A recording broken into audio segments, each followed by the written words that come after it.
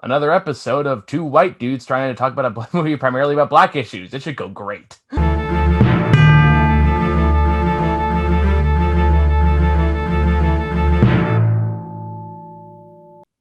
All right, there you go.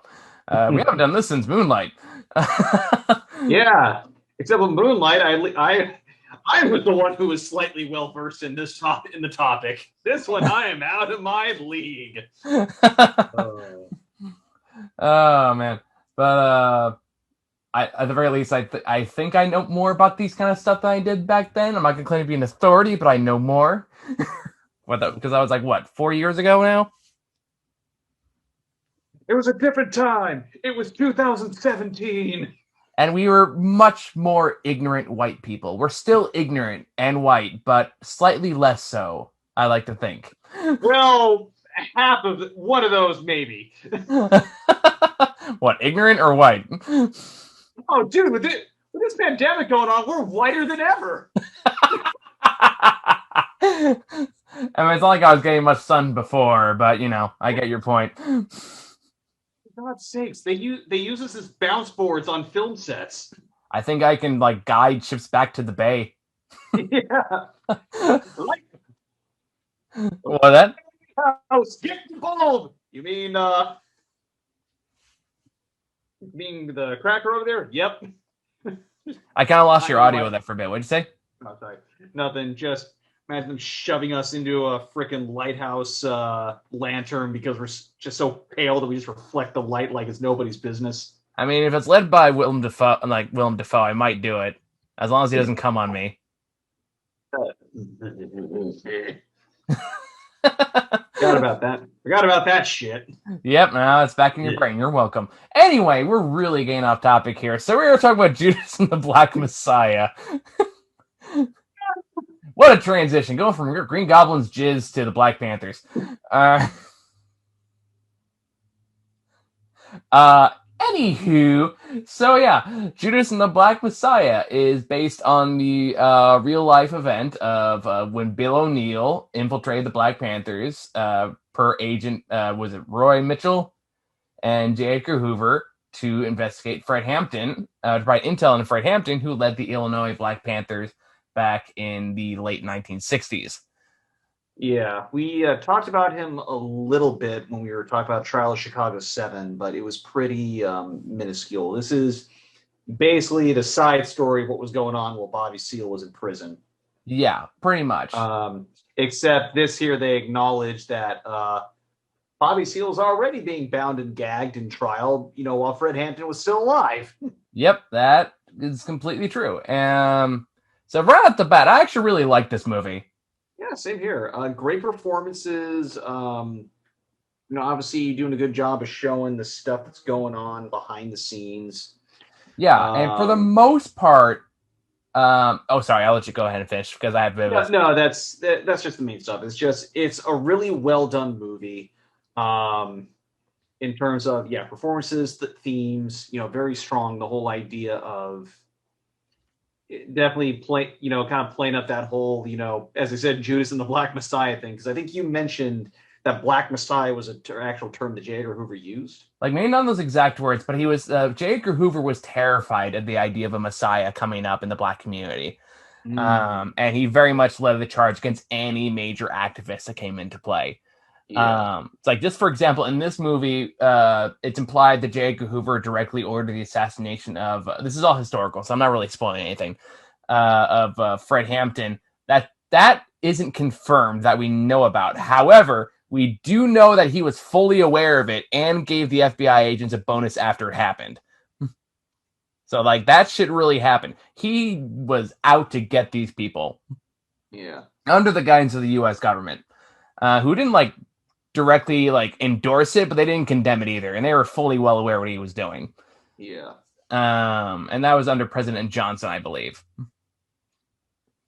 But I think I was thinking about this movie too. No, at that point it was Nixon who just took over. Was it Nixon?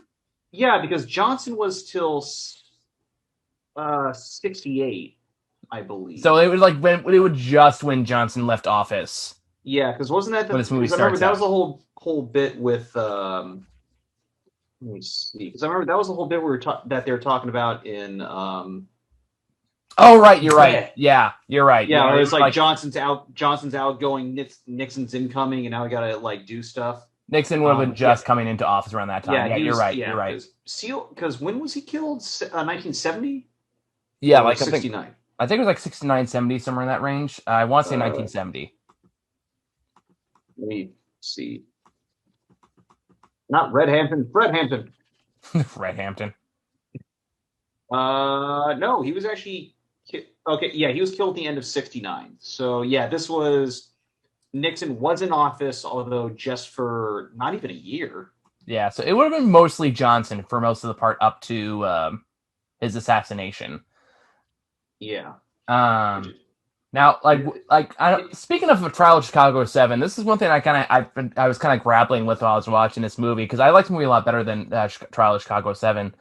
And I know, especially this year, since I've seen so many based on real life events movies, like the last few months, especially like going into season 9 of the show, I've been very critical on how those historical events are being portrayed versus what actually happened. And here there are a lot of liberties taken, but I was more okay with it because I was kind of fact checking in real time. I was more accepting of it here because the changes they made didn't really change the overall narrative or the important parts of it to a significant degree. Yeah, Uh, there were some things that you talked about that were like it was kind of speculative.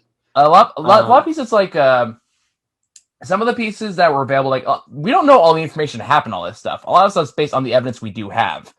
Yeah. Like the most contested part of the movie is the actual assassination of Fred Hampton, because there is so much goddamn red tape behind all of that and cover-ups and all of these things that we don't know the full story. But what's billed here is a pretty accurate depiction of what happened based on the evidence. Yeah. So like the fact that they claimed that it was a shootout against Black Panther stuff like that, but like evidence showed that there was only one shot, which was made by was it Mark Blake, who fired like one shotgun shell, and even then Oh, the Mark evidence. Clark? Mark Clark, yes, thank you. Who was like, but even then, like the evidence shows there was like a shotgun shell that went off accidentally as he was falling to the ground. Right. And like stuff like shooting through the walls that actually did happen, although except only one officer had a machine gun, so that was a bit embellished. Okay. But other than that, the just the very harsh and extreme nature of it is pretty on the spot based on the evidence that's presented. The other piece of evidence that we don't know about for sure is whether or not O'Neill actually drugged Fred or not. Yeah. That one has Because it not been said proven. However, there is overwhelming evidence suggests that it did happen. yeah, because I know that in that because one of the framing devices is they throw in parts of an interview that he's supposed to do from something called Eye on the Prize 2. Yeah, it was a documentary series. Yeah. And I like the transition how they made from like the original stuff to the actual one that he did kind of there in the end. Yeah. But yeah, in that documentary, he denied drugging Fred Hampton. Yeah, I mean, of course he did. He's not going to admit that in the documentary. Yeah. I mean, like the fact, like that documentary aired in like what 1972, I believe. No, 1990. Was it 1990? Okay, yeah, because he was recording it in '89. You're right. You're right. Yeah, I think because I remember I was reading said he got found out that he was an informant in around '73. I think. Yes, that's what I'm thinking of. That's a fact. I'm getting confused. Okay, yeah, you're right. So yeah, like they wouldn't discover until 1973. It doesn't surprise me that he denied the drug use. However, the fact that they couldn't wake him up while the shooting was happening, and like all kinds of evidence to that based on eyewitness testimony, does heavily suggest that he was drugged in some form or another. Whether or not O'Neill did the drugging is kind of up for debate, but it's the most likely scenario. Yeah. But other than that, most of what Fred Hampton accomplished with like the Rainbow Coalition, all that crazy shit really happened. The police responses and then burning down the headquarters, that actually happened. Although that whole sequence is actually a amalgamation of actually two different events. One was in August, one was in October. Okay. So in August, what happened was it was an actual raid, like they show in the movie. And it actually happened like 1:30 in the morning, and it did end with the police actively burning the place down. That all happened. The other one was in October, and I believe that's when they opened fire when they saw one of the people up there with the shotgun on the roof. And that was supposedly Bill, and that was supposedly Bill O'Neill. In the movie, it's Bill O'Neill. In the real life, I don't think it was directly Bill O'Neill. That's according to like an officer who said they saw somebody in the roof. It's not clear exactly who it was. It was labeled Mystery Man for the sake of dramatic effect. That made an O'Neill in the movie. That's actually in a weird way. It's kind of funny because someone calls him Mystery Man later. Yeah, they call him Mystery Man on the roof. That's the actual terminology they used. So that's a direct callback to that. So even though like they changed some details around, like the broad strokes of story and the important parts of the story are pretty on the point based on what we know about the real life events. And to me, that's the most important part. The major thing they changed that I do have a bit of an issue with is the role of Deborah Johnson, who is the woman that Fred Hampton ends up hooking up with in this movie and becomes like basically baby mama. We don't actually have any idea what their real life together was like, because the woman was very private. Like she didn't share any details. Gotcha. So everything like that is purely speculative. We don't actually know what their life together was like. Even in the documentary she made, like her op-ed about it, like she kept it very, very close to her cards very close to the chest. We don't actually know anything about it. So all of that stuff, all their scenes together, that's all purely speculation. And probably like the biggest piece of speculation in the film outside of how it actually happened, how Fred Hampton actually died. Although at least that's based on more evidence than they have on their actual relationship. The other big thing they change is Jimmy Palmer and John Winters by extension, Jake Winters by extension. Jimmy Palmer did go and interrupt a stick up by the police at a deli. That did happen. And there's some speculation who fired first, but the end result is Jimmy Palmer eventually died in the hospital. In the movie, they suggest he was transferred and then later executed by the police there. To my knowledge, there's no evidence that actually happened. He stayed in the same hospital and he died there. Jake Winters also did not die trying to figure out what happened to Jimmy Palmer. That's made up. He did die after executing an officer. That did happen. But it was after, like, at this point, we go into alleged territory, so there's really no way to know what is true and what isn't in this regard, because all out he said. Allegedly, Jake Winters and another Black Panther cornered a correction officer in an abandoned area, like an abandoned building, which called the cops in, and then it led to a shootout. At which point he executed the officer, as seen on screen, and then he died pretty quickly after that. Okay. So it's more or less on the point. But other than those are the biggest pieces that are kind of shifted around. Everything else is largely on point. Okay. Cool. Including like personalities, like the way these people acted, the way these people talked, the way they communicate. A lot of that's built on real testimony and real life accounts of these people. Yeah, and of course they did. Once again, they showed some actual footage of the people and some things. Like they showed footage of Fred Hampton. They showed actual footage of the interview stuff that was going on for Rise of the Prize for Bill O'Neill. And we got some good looks at the characters. I think the actors are just freaking amazing on this thing. Daniel Kaluuya.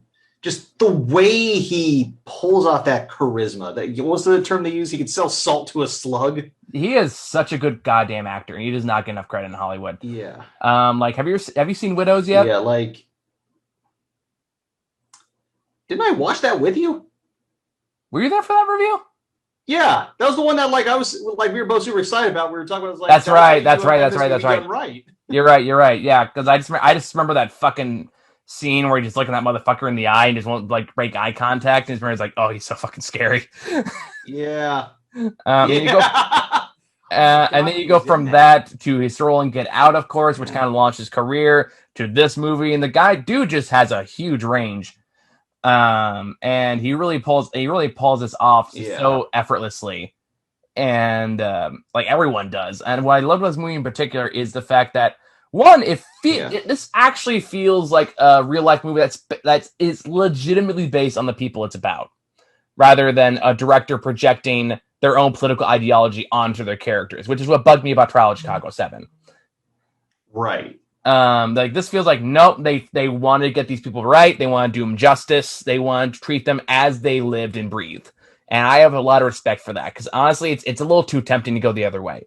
Yeah. And in that same regard, they captured the tension of the movement itself. They like this movie feels like a war film in a lot of ways, and for them, it absolutely was. Whether or not it was or not is absolutely up for debate. I'm in the mindset that it was, but that's just my personal opinion. I will admit some bias there. Yeah.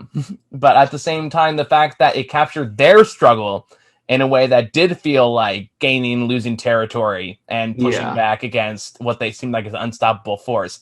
That tension is real and palpable, and effortlessly captured here. And it was also interesting. I also want to give some props to Jesse Plemons, aka Meth Damon. You and I were joking around about him in the movie. I was like, dude, he has that fucking face that if he didn't go into acting, I'd be afraid of what else he'd be doing. It's like we joke, like, basically we would think about him that everyone else thought of him in Game Night, the characters. Yep. We're just like, he is the creepiest mofo on the street. It's like it's like there's one of the new Whose Line Is It Anyway episodes. They had this one thing like rejected Sesame Street characters, and one of them came out like, "Who's lurking around your neighborhood?" And I just see Meth Damon doing that with this fucking poodle from Game Night. Who's lurking around your neighborhood? Oh, if they did. I was gonna say if they readapt Silence of the Lambs, like whenever they bring back for him as Buffalo Bill. Yeah. Puts the lotion on the skin. Although if they're gonna do that, they're definitely gonna need to update the not necessarily transphobia because they do actually address it in the movie, but they gotta do some of that imagery because right now it's not great. But anywho, that's a whole different topic. But like, especially all the other stuff going on right now. Oh god, oh man. Oddly enough, it's like listening to a lot of the dialogue and the ideas and the narratives that was projected by the Black Panther Party. This movie does what a good movie like this should do, which is remind you both how much has changed and how little has changed. Yeah. At the same time, in a way that feels authentic, in a way that demonstrates clearly not like, oh, this is what we think, like this is how we think society is. Someone's like, no, this is what happened. History just repeats itself. Yeah. And that is a very important mentality to nail down, especially right now. I feel like I always use movies to get on my soapbox, my political stances, but yeah. I'm trying to think of what else, because obviously, for those of you who are pro-police, you're probably not going to enjoy this movie. That's because obviously, given a lot of the political stuff that was going on back then, and given this is focusing on the ideas of corruption that was going on, in which they were kind of working against it, this isn't going to be a flattering look. I'm going to say that, but obviously, given the subject matter, you can't.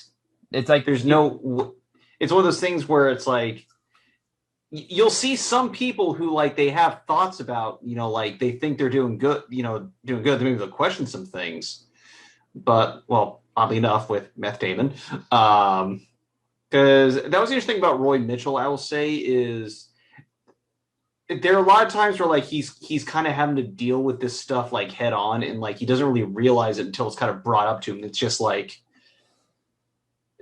He feels like one of those guys that, did things for the greater good kind of guys. Let me slow down those air quotes in case, it's the frame rate drops like a son of a gun. Like, I'm not throwing up a peace sign. I'm doing the bunny ears. But, because like there are times where like he's seeing like Hoover, especially, who's played by Martin Sheen, is like the biggest asshole on the planet in this movie. The sad fact is, like, even though like the scenes where he's in are largely fictitious, it's really not that far off. Yeah, which I'm sure. But it's just like, there's this scene where he's just straight up asking, what would happen if your daughter brought home a black man? It was like, what? It's like, my daughter is only 8 months old. I know, but when the time comes. That's the thing, though. It's like Hoover absolutely saw black people as a threat. Yeah. And I believe it based on the stuff that you've been saying, some of the other stuff I've been reading, and just like it's like, man, they did not hold back on him in this one. Good. He doesn't deserve to be like praised well in history. Yeah. So it's like, if you want to see just like a monster, Sheen like goes all in with it. It's just like, I mean, if we also want to talk about cops back in the late 1960s. So another thing to keep in mind is like we were in the midst of like post Malcolm and Martin Luther King. Yeah. Which means the first era of the law and order movement is in full swing at this point. Yeah. This is where tensions are at their highest because this follows like right after King died, I think, because I remember that's one of the first things they showed is the newspaper article about King being killed. And how tensions like super flared up at that point. Yeah, like so, like at this point, we're deep into law and order. Like the actual term. This is where the term we saw like last year, the law and like the reinforcement of law and order, law and order, law and order. This is around the era where that term originated. Yeah. Like in the 60s. So like at this point, like you really can't look at cops in positive light, even if you're trying to be fair and balanced, because that was not the way it exists then. It's arguable whether it exists now. Just in a less subtle way. It got way worse under Reagan. Reagan is where it all went to shit. Because that's when they kind of made the switch to the treat things like mafia enforcement style. That's when that's when the war on drugs started. That was in the whole because that's the whole thing with the cocaine deal where, it's just Jesus. The thing the big dichotomy came to the war on drugs. That's when police started to get overly financed. That's when the FBI started doing more raids. That's when incentives became popular to give police more money for more drug busts they made. This is when it became an excuse to target specifically black neighborhoods and urban areas. Yeah. Like a lot of the common stuff you find nowadays is because of Reagan. But it's all got disguised under like the drug war, so it's not as overtly labeled as it should be. Yeah, and that was the great horrific genius of the war on drugs. They gave it a new label for what was essentially segregation, and they kept playing this label over and over and over again until they convinced everyone it was a real thing that actually existed. And the biggest dichotomy of that is the differentiation, like where you're seeing cocaine in how they determine crack cocaine versus powder cocaine. Yeah. For those who don't know about this, how they deliberately made powder cocaine sound like it was the more dangerous drug because it was used more in black communities. I thought it was the other way around for some reason. Was the other way around? I think so, because I remember I was just watching something and they brought this up, the whole idea of like crack cocaine. I could be wrong. Either way, one was prioritized over the other as the direct, even though there was no distinguishable difference, as a means to deliberately target black people and black communities. They used to do marijuana the same way until white people started using marijuana, in which case it's only turned to, I guess it's a misdemeanor now. Sorry, I know I got my soapbox gun. I do this every goddamn time. My point I'm trying to say is shit doesn't really change. It just finds new ways to do the same thing. Yeah. And it will do that until you actually address the problem that's causing it. Yeah. And I think that's why existing movies like this to promote that idea are important. And I think it's something that I'm feeling like people are starting to come around to, although extremely slowly and kicking and screaming. But yeah, some more willingly than others. Yeah, I'll say that. But I do genuinely believe there is a way forward. It's just I don't know if it's going to be in our lifetimes. Because like I think was it in Denver, where they did the new police program where they actually got like health experts to handle non-violent mental health related calls. It's starting in July. They've been going for like 6 months now, and it's already like according to them, it's already saved like hundreds of lives already. I have to look into that. And it's proven so effective that they want to expand it permanently. Ooh. So in fact, so now we have physical proof that the defund the police movement in the way that it was intended, rather than just get rid of all law enforcement altogether, has merit.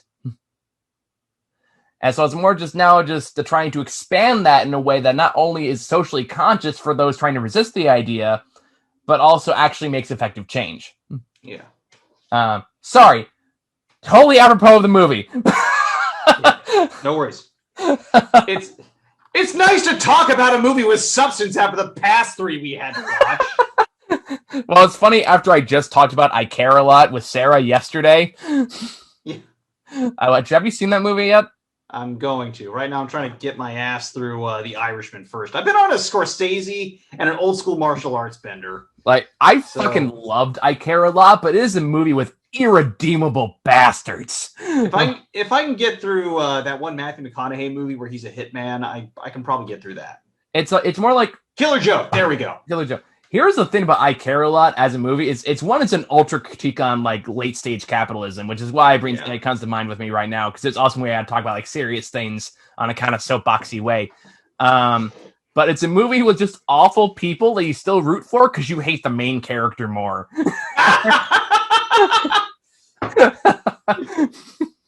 It's like Peter Dinklage is a fucking bastard, but you know what? I hate her more.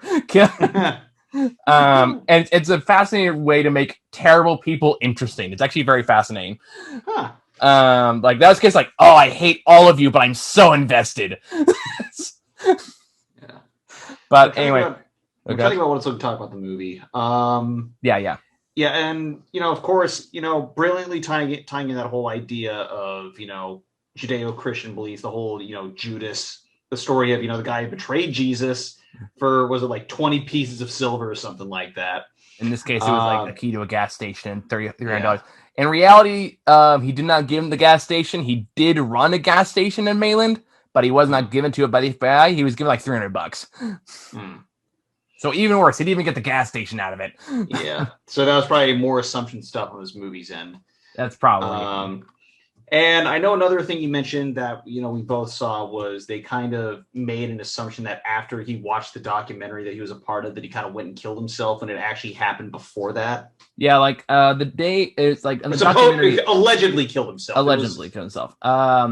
Yeah, like it actually happened like 2:30 in the morning of the day when that documentary first aired. And the other thing is it was actually a series. It wasn't like a movie. It was a series. And the part with his interview wouldn't come on until a month later. So that was a bit of embellishing on the movie side. Yeah. To imply a more direct narrative of he killed himself when he was confronted with what he did, which is not what happened. Yeah.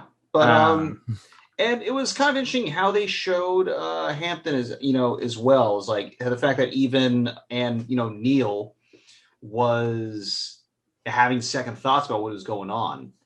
Like you could see, like it looked like he was actually starting to come around to the movement. Yeah, and I think Judas was the same way in a lot of ways. It depends on which one you talk to, because with Judas, his guilt came afterwards.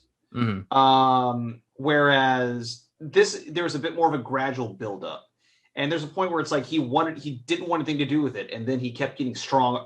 Neil kept getting strong-armed into it.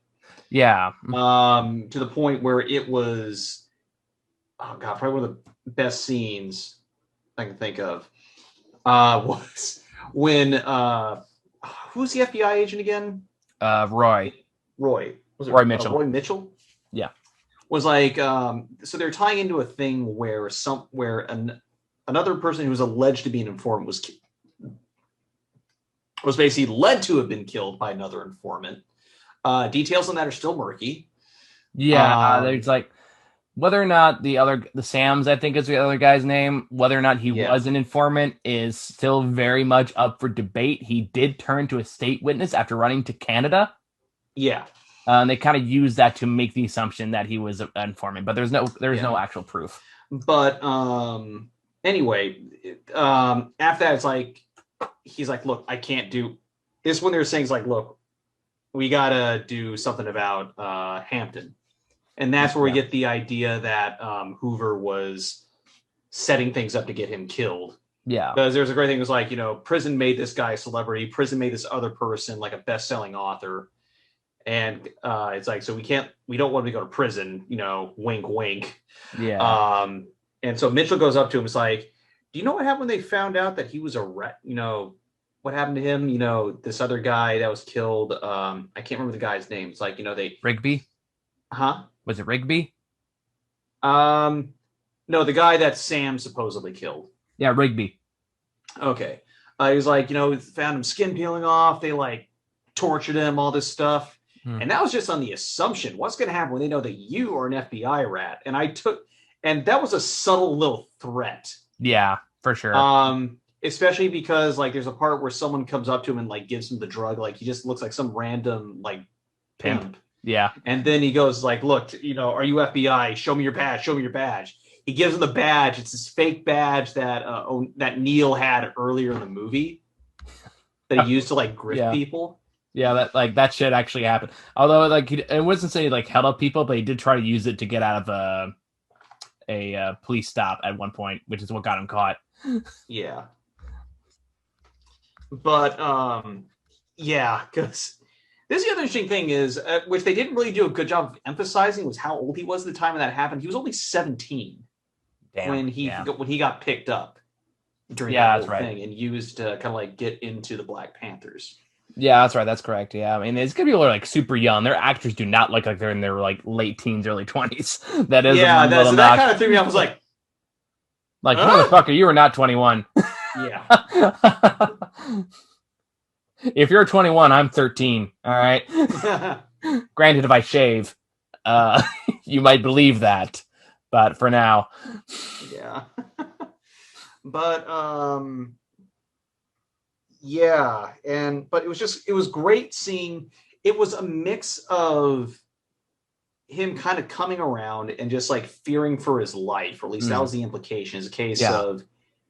Yeah, he clearly did something that he didn't want to do. Although whether or not that was the case in real life, I don't know. But the fact is, they freaking sell it in this movie like so damn well. Yeah, like it does work as a good narrative. I don't know how well it matches to the real life person. I think a lot of it is kind of hush hush. I don't think there's a lot of information about like how he actually felt about things. So a lot of it's just kind of like. Mixture of like testimony versus what they think works best for the story, which in one of those cases, like the beats are still the same, the important part's still the same, so I'm okay with them taking artistic liberties with that. Yeah. And it works really well. I feel so bad I can't remember his name. The actor who plays him. Lakeith Stanfield. Lakeith Stanfield is such a good goddamn actor, and I'm glad to see him get more work. It was like even in the crappy movies he's in, like Death Note. He clearly tries. I repressed Death Note hard. I wish I could. Oh man. Watch every movie that comes out, my friend, and you will be able to suppress things. Fair enough. Watch 5 Medea movies. You will be able to suppress things. Hey, remember Do You Believe? Not until you just mentioned it. That's how good it works. You don't remember The Faith and the Furious? I'm like Wolverine, man. When things get too hard up here, my memory just deletes stuff. Thank God for that adamantium bullet. Metaphorically. Yeah. It's like when you brought up the loft earlier this week. I was like, what the fuck was the... Oh my God. Yeah. Like, boom, gone.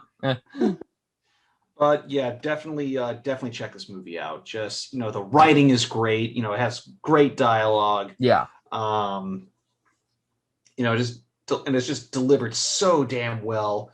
Movie moves at a pretty good pace. There were a couple times, like, I'm not sure, like, it felt a little longer than it was. I mean, that's not necessarily a bad thing, especially when, it's this well written, well directed, well acted. But I definitely felt like my sense of pacing was a little wonky with this one for some reason. Mm-hmm. Although, granted, sleep's not been the best today. So I'll chalk it up to that. I feel you, man. Let me see what else. But I think this is the fourth movie I reviewed this week. Let me think, because second for me, because I remember it was this and Willy's Wonderland. Well, like, I've done Willy's Wonderland. I care a lot. I just recorded the review for Space Sweepers with Howard, like right before I watched this one, and now this one. Okay. So I'm slowly working my way through the backlog. Fair enough. I probably will for the next several weeks. So pretty much, if I have it my way, there might be just like a review a day for the next couple weeks until we catch up. And I'm glad I have an open schedule to help you catch up with some of these. Me too. Thank you. And an HBO Max account. Yes, thank you. On that, I look forward to Tom and Jerry next week. Gonna be great. Yeah, no, it's gonna be. I guarantee we've seen worse. Oh, I'm sure. Yeah, 5 days later. I look like it's just a video with bullet holes in our heads, or just like drained alive, like in fucking. Remember those bodies in Ghost Rider that are drained for life and just all like blue and shriveled up? Oh, I was just thinking the ones from the Mummy. The Mummy also works. Yeah. Yeah. Just... Yep. Same basic concept. But yeah, so we'll be doing a lot of reviews lately, just to say there's a lot we didn't get to see back in January that I want to watch, and stuff that's coming out, which I guess now that HBO decided, fuck it, we're gonna screw over the theater system, is now a lot. So that's great. To be fair, they are still technically releasing the movies in theaters at the same time. It's kind of a backup plan in case, I think it's like in case the theaters aren't open, so people can still watch it at home. Yeah, but it does really screw the theater industry. Yeah, like case in point, San Mateo County is now finally red tier, which means theaters are open in limited capacity. Woo! Getting there. Yeah. I hope so, because I really want to watch Godzilla vs. Kong in a big screen. Yeah, I feel like it needs it, because there are a lot of movies I've been watching lately, like on my TV, like. I know how you. I got your text messages. I know how you feel about Godzilla for King of the Monsters. Yeah, my wife and I were just so damn bored. It's a love it or hate it movie, is what I have found. Either you're fully on board or you're not having any of it. Like there's very little in between that I've seen. For me, it's like just watch the honest trailers. You'll get the exact same. That's pretty much what summed everything up. Where it's like. Watch some monster fights where you can't see a lot of the monsters fighting, or how could all this stuff that sounds awesome on paper be so dull, boring, and see, I strongly disagree with that. I had a blast watching it, but different strokes. So yeah. Anyway, I think we're done talking about this movie, so we can probably wrap this up. Yeah, Judas the Black Messiah. It's really good. Go watch it. Yes. Watch the damn movie now if you can. This is a movie that deserves its support. Yes. Unlike the little things. We don't talk about the witch anymore. We're good. We don't need to talk about that one ever again. Until the worst of the year comes up. Then maybe. We'll see how the rest of the year goes. It's already March. Fuck. Anyway, good night, everybody. Bye.